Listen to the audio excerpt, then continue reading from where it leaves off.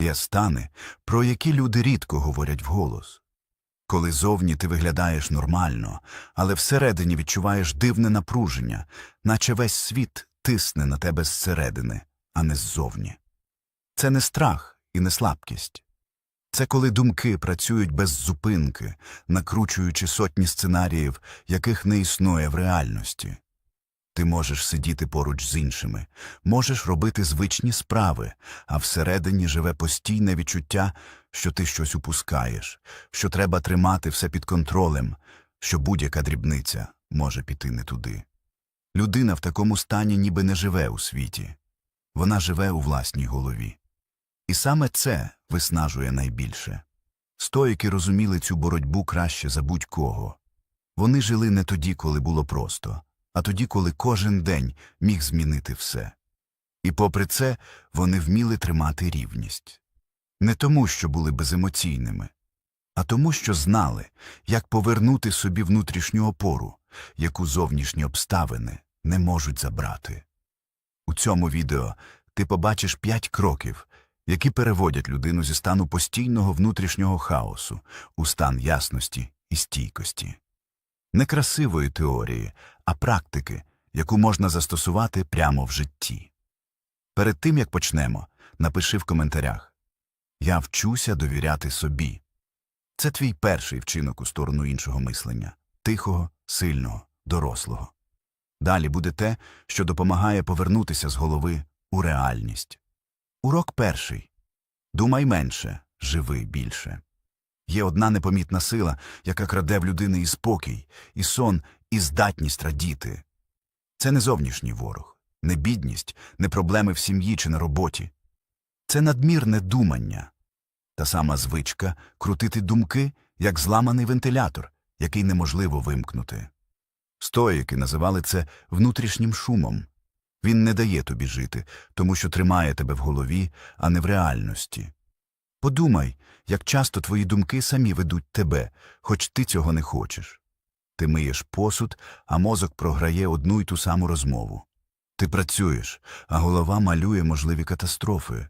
Ти лягаєш спати, а в голові запускається марафон із фразами «А що як?», «А раптом?», «А якщо я помилився?».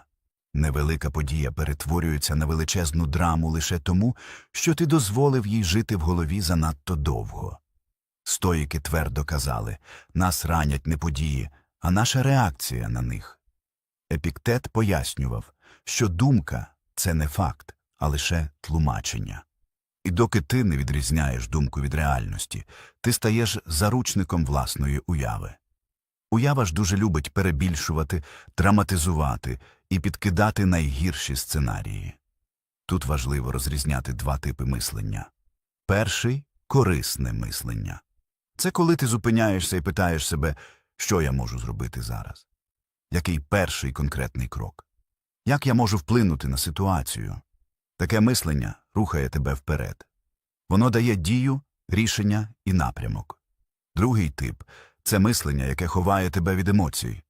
Це коли всередині звучить низка питань. А раптом усе піде не так, а раптом я не впораюся, а раптом це кінець. Це не думання, а накручування. Воно не дає рішень, воно лише розганяє страх і створює вигадані проблеми. Саме це мислення виснажує. Марк Аврелій писав, що життя приймає форму твоїх думок. Якщо всередині темрява, то будь-яка подія буде здаватися загрозою. Але якщо ти вчишся відокремлювати думку від реальності, світ стає простішим. Не легшим, а саме простішим, без зайвих ускладнень, які створює твоя голова. Практика стоїків у цьому уроці дуже проста, але неймовірно ефективна. Кожного разу, коли твої думки розганяються, зупини себе одним питанням. Цей потік допомагає мені діяти чи лише лякає? 90% тривог розсипаються після цього питання. Тому що ти раптом бачиш. Це не рішення, це просто шум. Є ще одна важлива фраза, яку використовували античні мислителі. Це лише думка, а не реальність. Повторюй її повільно. Вона відриває тебе від фантазій і повертає в теперішній момент. Думка може бути неприємною, але це не робить її істиною. Стоїки радили дивитися на думки, як на хмари. Вони приходять, відходять, змінюють форму. Ти не мусиш бігти за кожною. Ти можеш просто дозволити їм пройти. Коли ти перестаєш боротися з думками, вони слабшають. Тиша з'являється не тому, що думки зникають, а тому, що ти перестаєш їм служити. І ще одне. Повертайся в тіло. 3 повільні вдихи, коротка прогулянка, вода на обличчя – усе це заземлює. Воно нагадує, життя триває не в голові, а навколо тебе. Те, що ти зараз робиш – реальне. Те, що малює мозок – лише можливість, а не факт. Запам'ятай головне – думати менше не означає бути безвідповідальним. Це означає перестати годувати страхи. Це означає жити тут і тепер, а не у вигаданих сценаріях. І з цього починається спокій, якого ти так давно шукав. Урок другий. Те, що залежить від тебе. Є одна проста ідея, без якої неможливо зрозуміти стоїцизм. Вона настільки очевидна, що люди часто пропускають її повз увагу. Але саме вона вирішує 90% усіх тривог. Стоїки називали це розділенням речей. Є те, що залежить від тебе, і є те, що не залежить. Усе. Інших варіантів немає. Поглянь, як виглядає життя людини, яка не робить цього розділення. Вона хвилюється через чужі слова, бо хоче, щоб усі її любили. Вона намагається контролювати майбутнє, хоча майбутнє по своїй природі непередбачуване. Вона звинувачує себе за минуле, хоча жодна людина на світі не може змінити вже зроблений крок. І все це створює величезний тягар. Мозок працює в режимі постійної боротьби проти того, на що він не має жодного впливу. Епіктет говорив: корінь страждання у бажанні контролювати те, що не входить у нашу владу. І це не філософія для книжок. Це пряма інструкція до того, як перестати зношувати нервову систему. Коли ти починаєш розділяти моє і не моє, у твоєму житті з'являється ясність. А ясність – це перший крок до спокою. Уяви 2 кола. Перше маленьке – це твоя зона дії. У ній лише те, що ти можеш реально змінити. Твої слова, твої вчинки, твоя дисципліна, твоє ставлення до обставин, твоя реакція на події. Усе це – твоє поле впливу. Тут ти сильний. Друге коло велике – це зона шуму. Тут усе, до чого ти не маєш прямого доступу. Чужі думки, чужі вчинки, минулі події, економічні кризи, випадковість, непередбачуваність майбутнього. Це простір, який можна спостерігати, але неможливо керувати. І більшість людей живе саме там, у чужих очікуваннях, у страхах за завтрашній день, у намаганні виправити те, що вже сталося. Практика починається з одного питання, яке потрібно ставити кожного разу, коли в голові з'являється тривога. Чи залежить це від мене? Це коротке питання діє, як ніж, що розрізає хаос навпіл. Якщо відповідь «ні», ти відразу бачиш, що твоя енергія йде в нікуди. Ти починаєш боротися з тінями. Якщо ж відповідь «так», тоді з'являється напрямок. Що я можу зробити прямо зараз? Який маленький, конкретний крок у моїх силах? Роблячи це, ти повертаєш собі відчуття контролю. Ти перестаєш бути пасажиром власного життя. Розглянь кілька прикладів. Ти не можеш змусити іншу людину поважати тебе, але можеш вести себе з гідністю. Ти не можеш керувати поведінкою водіїв на дорозі, але можеш керувати своїм стилем їзди і своїми емоціями. Ти не можеш змінити вчорашній конфлікт, але можеш вибрати, як говоритимеш сьогодні. Ти не можеш знати наперед, як складеться майбутнє, але можеш готуватися, зміцнювати навички, ставати дисциплінованішим. Це не просто корисна порада. Це фундаментальна стратегія внутрішньої сили. Чим більше твоєї уваги залишається в зоні дії, тим менше тривоги, злості та виснаження. Ти перестаєш намагатися переписати світ і починаєш працювати зі собою. І ось тут народжується справжня свобода.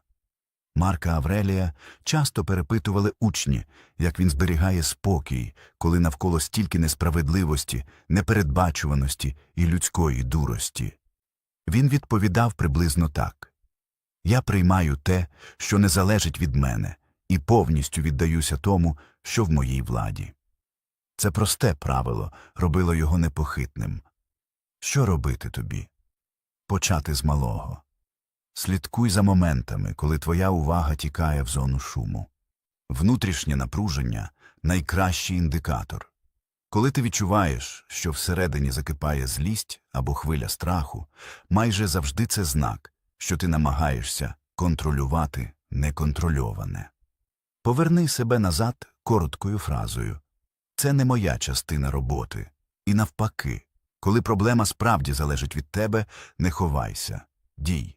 Не вигадуй складних планів. Один крок, один вчинок, одне рішення, яке в межах твоєї сили.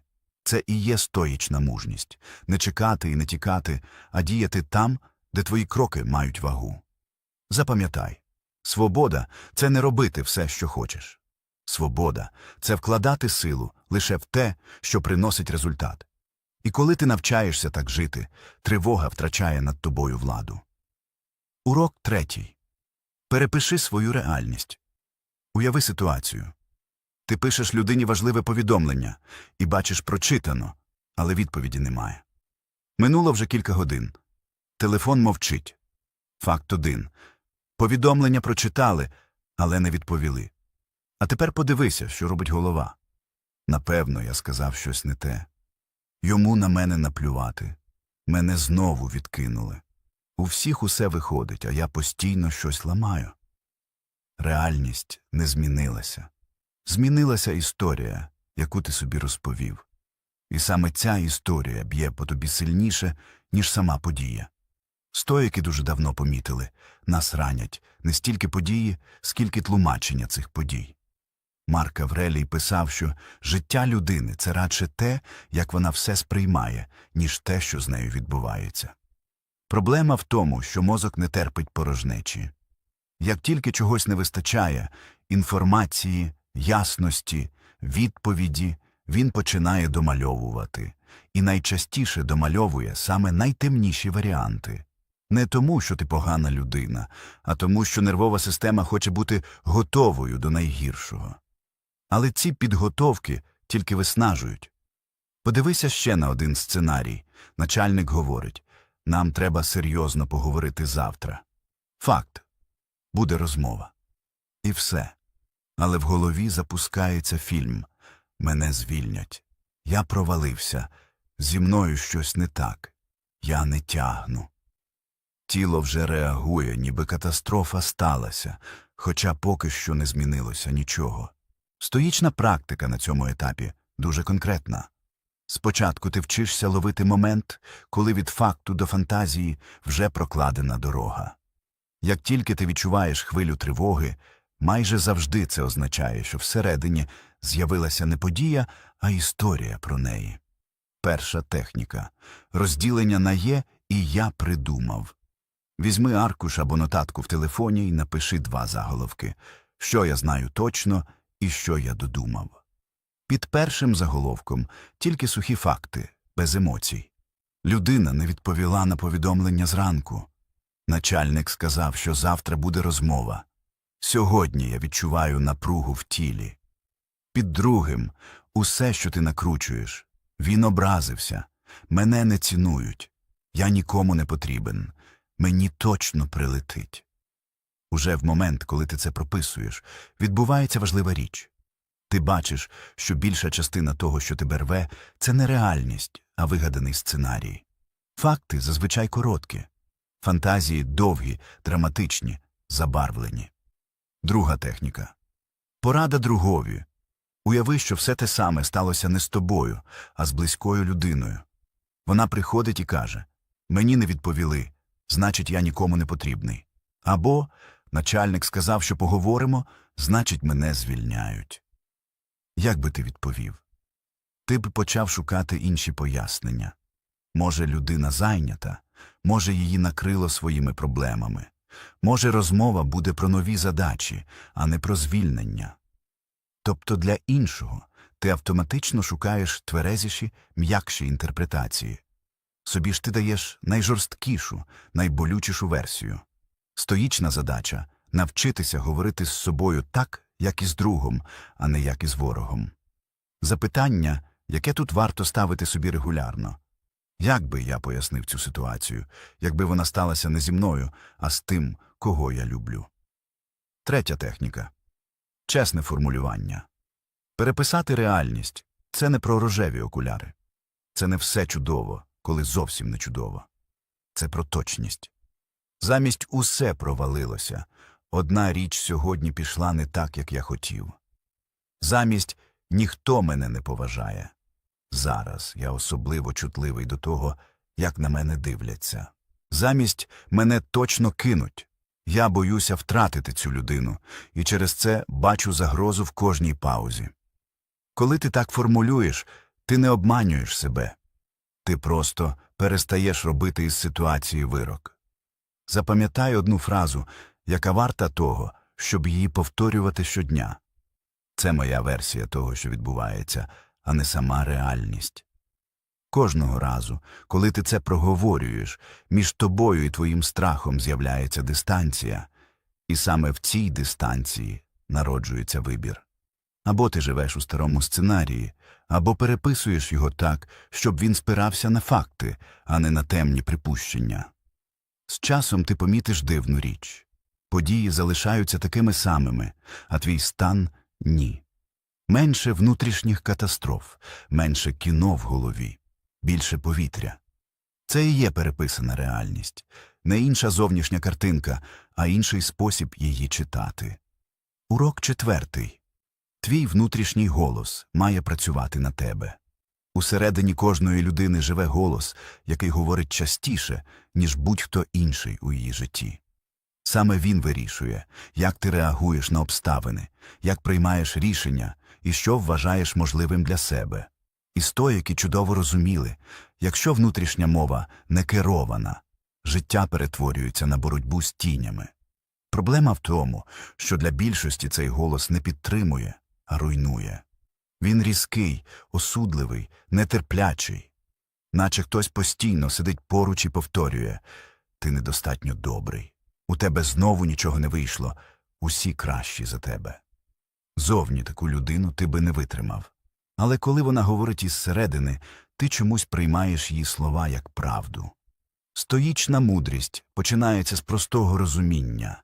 Внутрішній голос – це не істина. Це твоя звична установка, спосіб, у який ти навчився говорити сам із собою. А будь-яку установку можна змінити. Цей урок не про філософію, він про конкретні фрази, які ти маєш навчитися помічати, зупиняти і замінювати на справедливіші. Твоя внутрішня мова має стати силою, а не пасткою. Перша фаза. Впіймай фразу нападника. Коли в голові звучить жорстке речення, перше, що треба зробити – розпізнати, що це думка, а не факт. Типові фрази внутрішнього нападника: «Я нікчема», «Усі кращі за мене», «Я знову все зіпсував», «Мені нічого не вдається», «Я слабкий». Стоїчне правило – назви думку думкою, і вона втрачає владу. Так і кажи собі: «Зараз у мене з'явилася думка, що я нікчема». Тут відбувається важливе. Ти вже не всередині думки, ти спостерігаєш її збоку. Друга фаза – зупини внутрішню атаку. Коротка фраза, яку варто використати. Це не факт, це моє тлумачення. Якщо ти звик говорити собі «я слабкий», зупини це словами «стоп». Це лише пояснення, яке я звик використовувати. Це не істина. Це прибирає категоричність, яка б'є по тобі. Третя фаза. Заміни установку на справедливу, не на красиву, не на позитивну казку, а на чесну, рівну і реальну. Приклади. Було. Я нікчема. Стає. У мене бувають важкі моменти, але я не зводжу все своє життя до одного епізоду. Було. Я знову все зіпсував. Стає. Сьогодні я помилився, і це шанс навчитися. Було. Мені нічого не вдається. Стає. Є сфери, де я сильний, і є ті, які я можу розвивати. Було. Усім на мене байдуже. Стає. Сьогодні я відчуваю самотність, і це тільки мій стан, а не правда про всіх людей. Це не самообман. Це точна, зріла мова дорослої людини. 4 фаза. Сформуй нову внутрішню мову. Якщо старі установки руйнували, нові мають підтримувати. Це не мантри, а тверезі твердження, які формують твою реакцію на світ. Ось набір стоїчних фраз, які варто повторювати щодня. Я бачу подію, а не драму. Я не зобов'язаний вірити кожній своїй думці. Я контролюю свій крок, а не все навколо. Я говорю з собою справедливо, а не жорстоко. Я можу діяти навіть тоді, коли мені страшно. Я можу бути м'яким із собою і водночас сильним. Це і є нова внутрішня установка. 5 фаза. Тиха кімната. У стародавніх стоїків була вправа, яка звучить майже містично, але працює дуже практично. Уяви всередині себе місце, де немає крику, немає тиску, немає фраз «ти повинен», «ти нікчема», «ти знову все зіпсував». Це простір, де ти говориш із собою, як із другом. Коли емоції піднімаються, зайди туди подумки і скажи «я тут, я слухаю, я не нападаю на себе».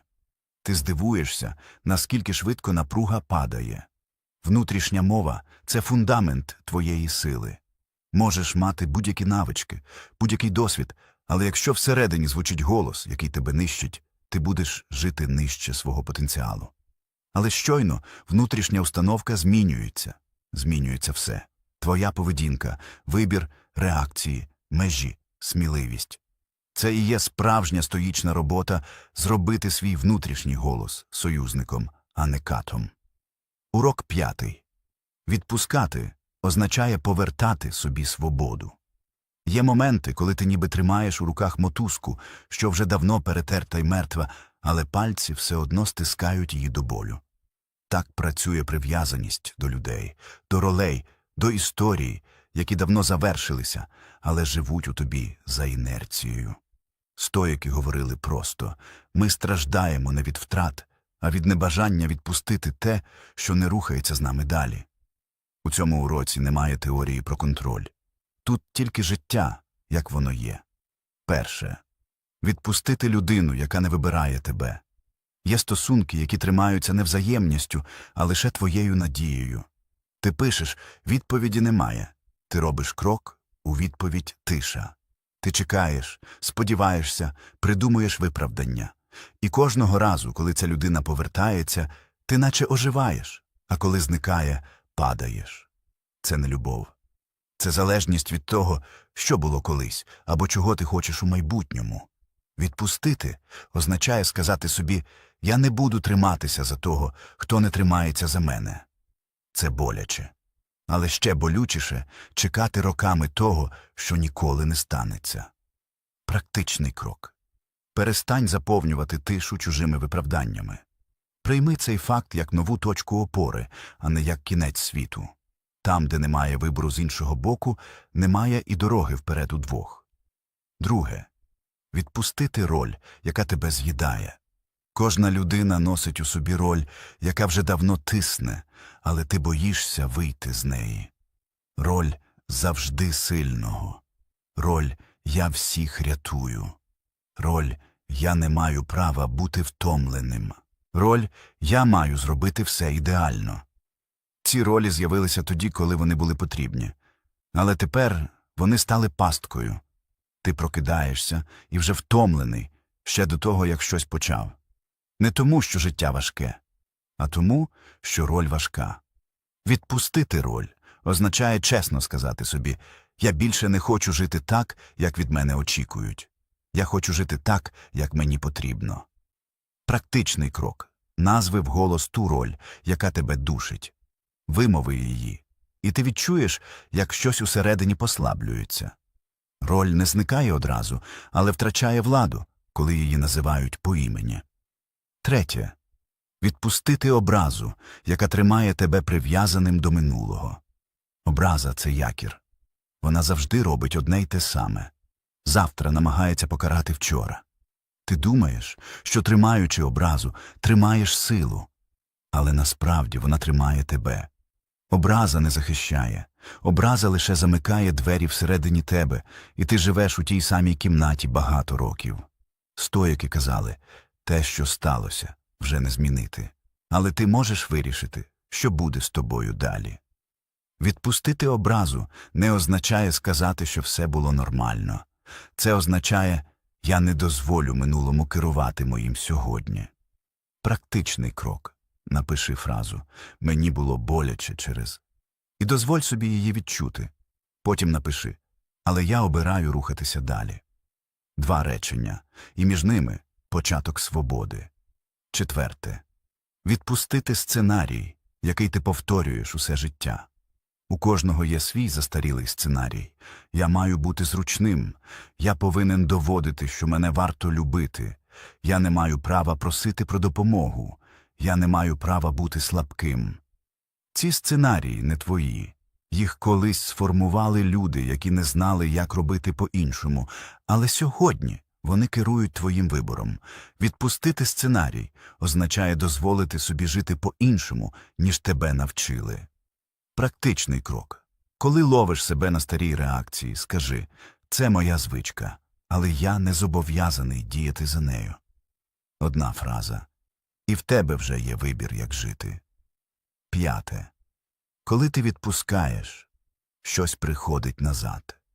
Коли ти перестаєш гнатися за тим, що давно тебе не обирає, повертається сила. Коли перестаєш носити роль, яка більше не працює, повертається свобода.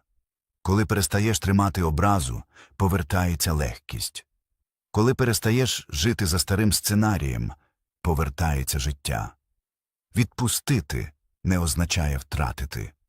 Відпустити означає перестати тонути в тому, що тебе більше не веде вперед. І тільки тоді в твоє життя заходять нові люди, нові можливості, нова внутрішня тиша.